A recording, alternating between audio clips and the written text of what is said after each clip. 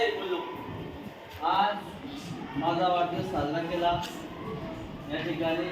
मी तुम्हाला सांगितलं पण नाही किंवा कसं नसता खर्च केला म्हणून हां तुम्ही वगैरे आणले ह्या एवढा खर्च चंद करायचा नाही. फक्त शाब्दिक शुभेच्छा द्यायच्या. आता तुम्ही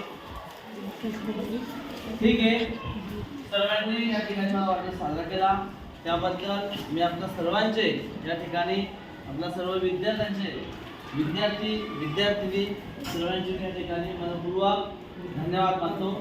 ठीक आहे.